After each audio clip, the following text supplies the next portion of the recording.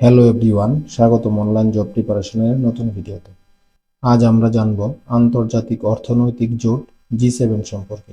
বিভিন্ন প্রতিযোগিতামূলক পরীক্ষায় জি7 সংক্রান্ত প্রশ্ন হয়ে থাকে। তাহলে শুরু করা যাক আলোচনার মূল পর্ব। জি7 হলো গ্রুপ অফ 7,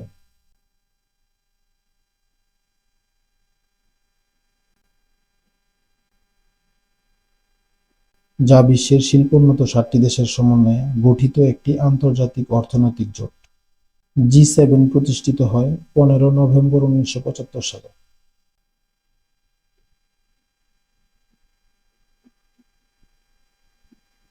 প্রতিষ্ঠাকালীন সময়ে এর নাম ছিল জি6। এই জি6 এর সদস্য রাষ্ট্রগুলো ছিল যুক্তরাষ্ট্র,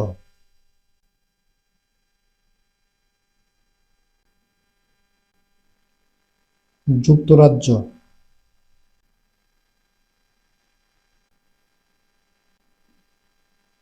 ফ্রান্স,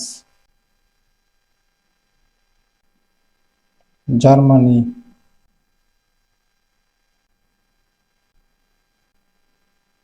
ইতালি এবং জাপান।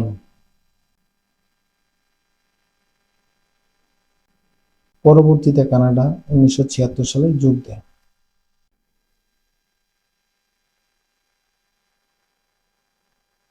তখন জি6 এর নাম পরিবর্তন করে রাখা হয় জি7 এবং রাশিয়া 1998 সালে জি7 এ যোগদান করলে এর নাম পরিবর্তন করে রাখা হয় জি8। কিন্তু রাশিয়া ক্রিমিয়া দখল করার জন্য 2014 সালে সদস্যপদ স্থগিত করা হয়।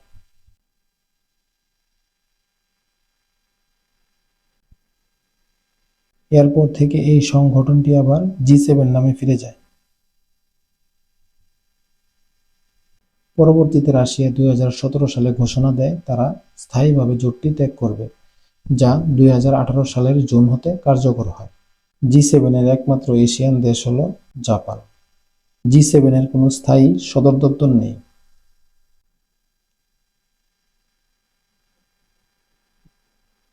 যেখানে বৈশ্বিক অর্থনীতি, বাণিজ্য, নিরাপত্তা, পরিবেশ ও প্রযুক্তি নিয়ে আলোচনা করা হয়।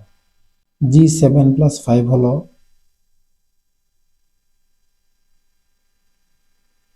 জি7 এর সদস্য এবং ব্রাজিল,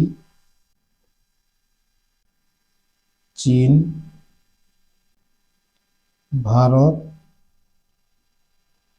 মেক্সিকো,